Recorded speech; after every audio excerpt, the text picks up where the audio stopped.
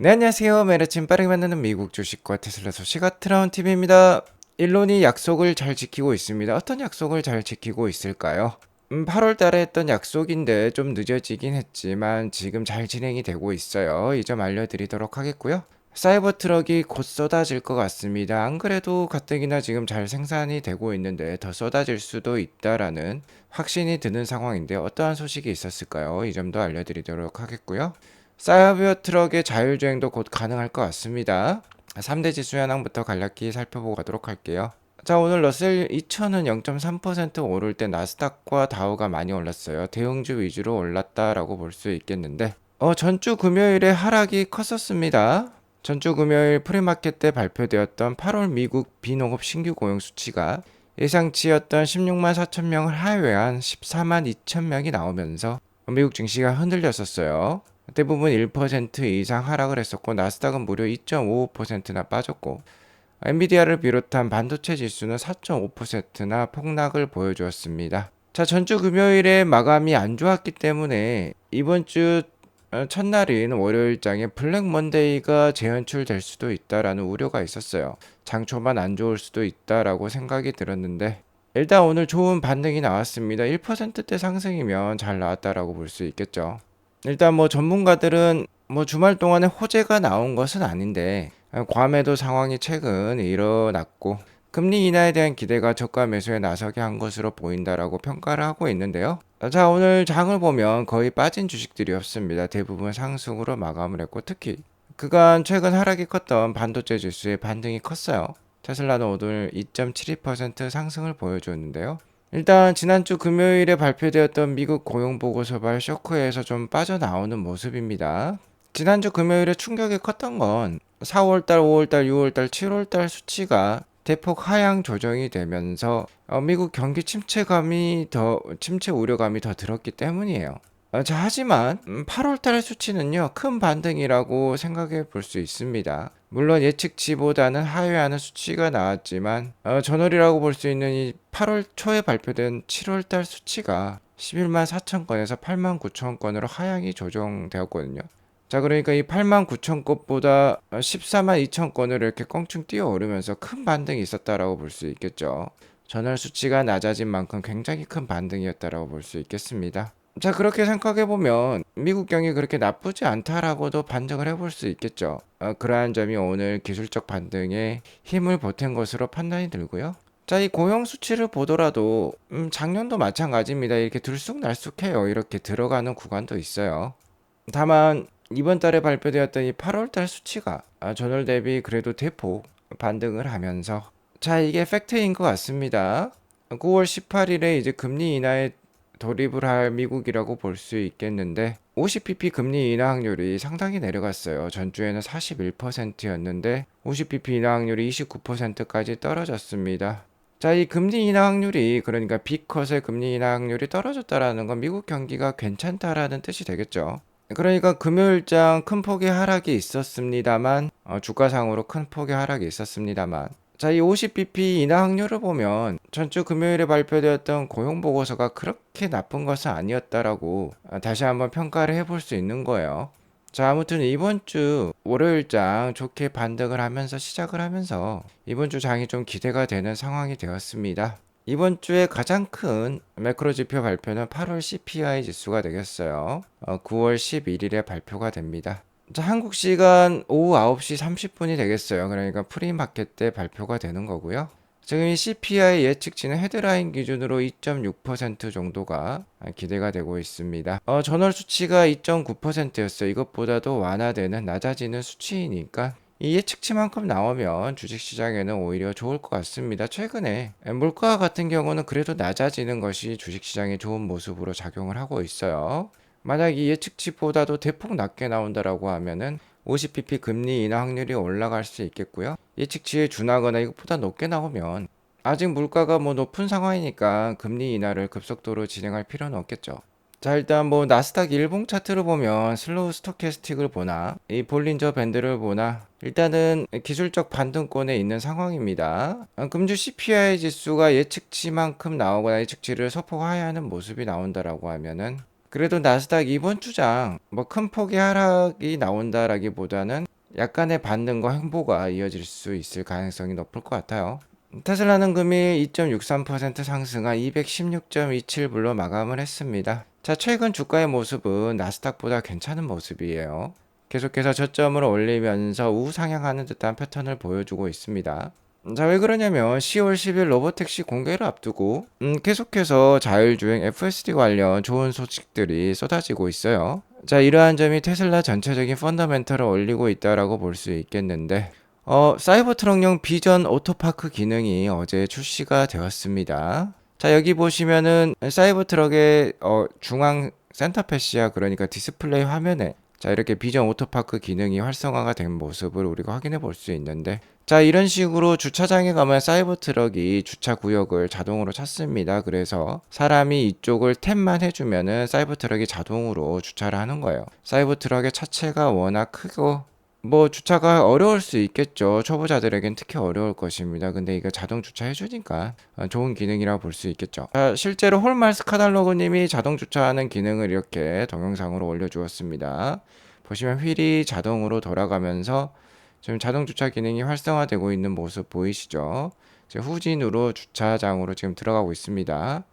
자, 이렇게 곡선을 그리면서 주차장으로 지금 주차구역으로 돌아가는 모습 우리가 확인해 볼 수 있고요. 주차가 완료가 되었죠. 자, 이렇게 자동 주차 기능까지 완성이 된 사이버 트럭은 지금 카피 앤 페이스트 모드로서 빠른 속도로 찍어내고 있어요. 주당 뭐 1000대 이상의 지금 생산 캐파를 가지고 생산이 되고 있다고 볼 수 있겠는데요. 현재 사이버 트럭은 4680 배터리를 쓰고 있습니다. 4680 배터리가 테슬라 자체적으로 잘 생산은 되고 있지만 다른 모델에게 투입을 하기에는 좀 부족한 양이에요. 자, 근데 이러한 상황 속에서 파나소닉 에너지가 4680 배터리 대량 생산을 시작할 계획이라고 밝혔습니다. 자, 어제 일본 와카야마현 서부에 위치해 있는 파나소닉 이 에너지 공장에서는요. 자, 4680 배터리 셀 생산을 위한 준비를 완료했고 이제부터 생산할 계획이라고 밝혔어요. 2170 원터형 배터리보다 용량이 5배나 크다라고 합니다. 자, 4680 배터리 실제 모습은 이렇게 생겼죠. 좀 뚱뚱한 모습입니다. 자, 일론 머스크와 테슬라에 의하면 4680 사이즈가 자, 그러니까 지름이 46mm, 높이가 80mm 사이즈인 거죠. 그래서 4680인데요. 이게 가장 이상적인 배터리 효율성을 보여줄 수 있는 사이즈라고 해요. 자, 그래서 이 4680 배터리가 드디어 테슬라뿐만 아니라 파나소닉, 그러니까 외부 배터리 공급 업체로부터 이제 공급을 받을 수 있다라는 거죠. 파나소닉 공식 X 계정에서도 매스 프로덕션이 이제 시작이 되었다라고 나와 있습니다. 4680의 대량 생산이 시작되었다라고 얘기를 하고 있는 것이죠. 자, 가뜩이나 사이버 트럭의 수요가 공급을 훨씬 더 초과하는 상황인데 파나소닉마저 이제 4680 배터리를 공급을 해주면 사이버 트럭이 이제 굉장히 더 빠른 페이스로 생산을 할 것으로 판단이 됩니다. 좀 전에 사이버 트럭용 자동 주차 기능을 시연을 했던 홀마스 카달로그 님도 사이버 트럭의 국제 버전에 대한 미개척 수요가 큰 것으로 나타났다라고 얘기를 했는데요. 자, 현재는 미국에만 판매가 되고 있는 사이버 트럭이죠. 최근에 우리나라 킨텍스에도 사이버 트럭이 전시가 되긴 했는데 당연히 국제적으로도 굉장히 많은 수요가 있을 것으로 생각이 됩니다. 특히 뭐 중국 같은 경우는 원리 아답터도 많은 상황이고 우리나라는 뭐 새로운 제품을 좋아하고 남에게 뽐내기를 좋아하는 문화가 있기 때문에 뭐 사이버 트럭이 정말 들어오면 이 큰 크기에도 불구하고 잘 팔릴 것 같아요. 그리고 아마 인터내셔널, 그러니까 국제 버전은 미국 버전보다는 크기가 좀 작을 수도 있습니다. 아무튼 홀마스 카달로그님의 이러한 의견에 일론 머스크도 찬성을 하고 있는 상황이고요. 파나소닉뿐만 아니라 연말이 되면 국내 회사인 LG 에너지 솔루션도 4680 배터리를 테슬라에 공급할 예정에 있어요. 자, 그러면 더욱더 많은 사이버 트럭이 쏟아질 수 있겠습니다. 자, 이에 더불어서 현재 네바다 공장이 계속해서 잘 지어지고 있는 것으로 소식이 나오고 있는데요. 네바다 공장에서는 이제 세미 트럭이 생산이 됩니다. 그리고 세미 트럭 역시 4680 배터리가 투입이 될 것이에요. 자, 그러니까 이번에 파나소닉 뉴스는 굉장히 좋은 뉴스라고 볼 수 있겠죠. 자, 앞으로 사이버 트럭이 쏟아진다라고 하면은 올해 테슬라가 연간 판매량 170에서 180만 대가 이상이 되는데 내년에는 200만 대를 훌쩍 뛰어넘어서 220만 대에서 250만 대까지도 납품을 할 수 있는 계기를 마련할 수 있을 거예요. 자, 이러한 상황에서 어제 파이낸셜 타임즈에서 테슬라와 관련된 안 좋은 뉴스가 나왔습니다. 자, 중국에서 하이브리드 차가 득세를 하면서 일론 머스크의 중국몽, 그러니까 중국 시장에 대한 꿈이 좌절되었다라는 기사가 실렸어요. 자, 중국 소비자들은 BYD와 같은 지역 내 경쟁사들의 플러그인 모델로 인해서 테슬라가 어려움을 겪고 있다라고 표현을 하고 있는데요. 여기 보시면 BYD의 하이브리드 차량이 지금 보이고 있습니다. 자, 이 기사를 인용해서 차이나 베이지북이라는 X 계정에서도 테슬라의 중국 내 점유율이 작년 7월 누계로는 9%대의 점유율을 보였는데 올해 7월 누계로 보니까 6.5%로 점유율이 떨어졌다라고 표현을 하고 있어요. 자, 그도 그럴 것이 지금 이렇게 차이니즈 브랜드, 그러니까 중국 로컬 브랜드가 득세를 하고 있기 때문입니다.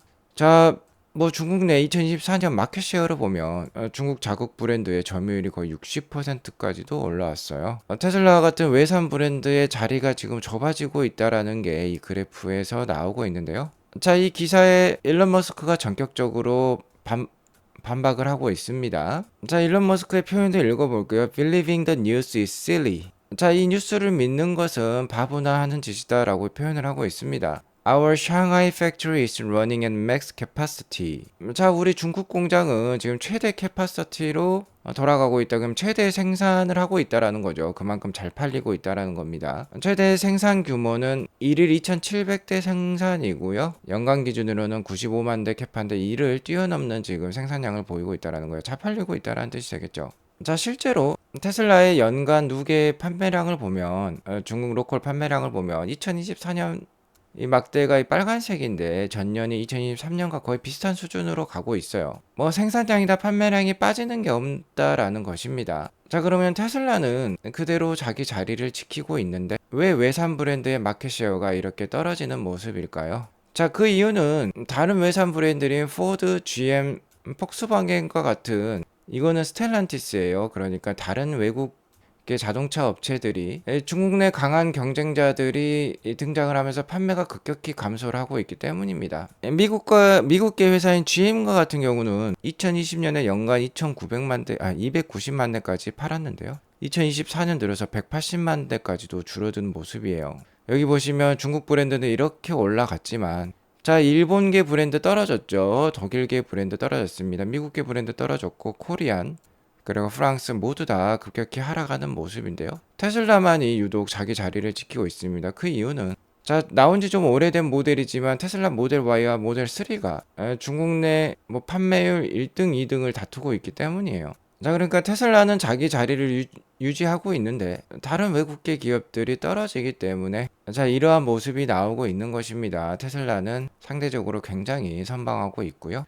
중국 내 로컬 업체들은 테슬라를 굉장히 존경하는 모습을 보이고 있어요. BYD라든지 샤오펑이라든지 니오라든지 그리고 샤오미까지 테슬라 따라하기에 여념이 없는 상황이죠. 어쨌든 테슬라가 판매량을 전년 수준을 유지하고 있는 가운데 내년에는 모델 Y 주니퍼 신모델이 나오고요. 로보택시가 나오게 되면 플랫폼을 공유할 것 같은 저가형 모델 2에다가 또는 모델 Q가 내년부터 판매가 될 수 있으니까 내년에는 좀 더 나은 모습이 나오겠죠. 오히려 올해 판매량을 넘어설 수 있겠습니다. 그럼 이렇게 나머지 외산 브랜드들이 뒤처지는 가운데 테슬라만이 유일하게 중국계 브랜드와 경쟁할 수 있는 외산 브랜드가 될 가능성이 높아요. 자, 아무튼 이번 달 미국 금리의 분기점입니다. 2022년 초반부터 급등했던 미국 기준금리가 자, 이제 반환점에 왔어요. 이제 내려가는 시점으로 돌입했습니다. 이러한 반환점과 변곡점에서는 주가의 변동력 역시 굉장히 심할 거예요. 자, 그럼에도 불구하고 테슬라는 계속해서 혁신을 하면서 신기술을 쏟아내고 있어요. 자, 그리고 10월 10일 로보택시 공개 전까지 자, 이제 남은 기술들은 사이버트럭용 12.5의 FSD 출시가 되겠죠. 9월 말이 되겠습니다. 자, 그리고 진정한 단일 스택 엔드투엔드 AI가 아마 9월 말 내로 나올 수 있을 것 같아요. 자, 이 버전이 나오면 그게 바로 이제 13이 될 가능성이 높습니다. 13이 되면 10월 10일 로보택시에 이제 버전 13이 적용이 될 것으로 판단이 들어요. 자, 계속해서 좋은 호재 뉴스가 10월 달까지 펼쳐질 수 있는 테슬라입니다. 시장이 이제 금리 변곡점에 다다르면서 좀 흔들릴 수 있겠지만 일론 머스크가 약속을 잘 지키고 있기 때문에 상대적으로 좀 더 괜찮은 주가 모습을 보이지 않을까 조심스럽게 전망을 하면서 오늘 방송을 마치도록 할게요. 오늘 방송이 도움이 되었으면 구독과 좋아요 알람 설정 꼭 눌러주시고요. 오늘 또 행복한 하루 보내시기 바라겠습니다. 감사합니다.